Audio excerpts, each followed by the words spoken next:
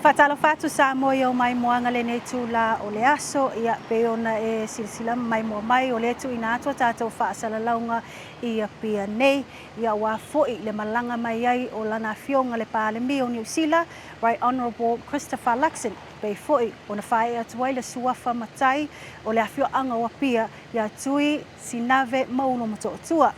O tūlanga iai pe ona sila mai mua mai fo le mamalo se tātou wa tunu iata ia po o videos fo ina tu ina atu ia i po kalame pe ona whaatino ai le nei aso mai le taia ona leila le sa whapena ona anga i atu lana fionga ia e whailoai i le au mamalo o le malo Samoa ia whaasolo mai lea e tūlanga whaaloalungia e pe ona iai le tūla i whaaloalo a malo le malo po le Guard of Honor ia pe ona sisiane ai le tanga vai o le malo o New Zealand ia mawhaatino ai foi ia le whailoa inga masani o le awa na saso ai pe ona silasila mai ai le tātou wātunu ia o anga matu foi le tātou wanga nuu na whaatino e le afio anga o apia ma whae e atu ai loa le suafa e pe ona whaatino ma whae e atu ai ilana fionga i le Palemi o New Zealand o le mai ai o lea vaenga ia pe ona silasila foi to tele lava i lātou na awai pe ona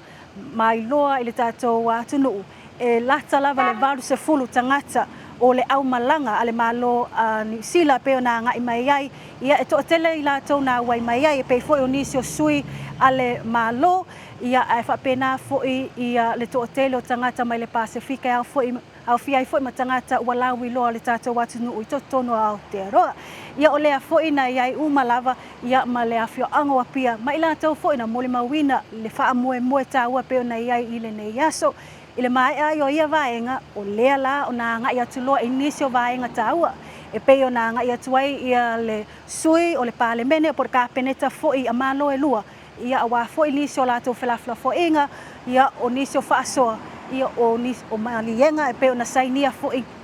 i le nei aso e pe ona iai ia le malienga le va o le malo ia e whapea foi ia le official tiute po le customs ia wa foi nisio vaenga o puipuinga pe ona lausila fila tātou watunu. So o lea matulanga o le whailoa inga tu stala au whasalalau ia ma Palemi o atunu e lua pe ona whasilingi ai foi ia wale nei aso ia manisi foi o mata upu wala walunga i te tono o Samoa whapea foi New Zealand ma le lātou whesoswani le atunu o Samoa.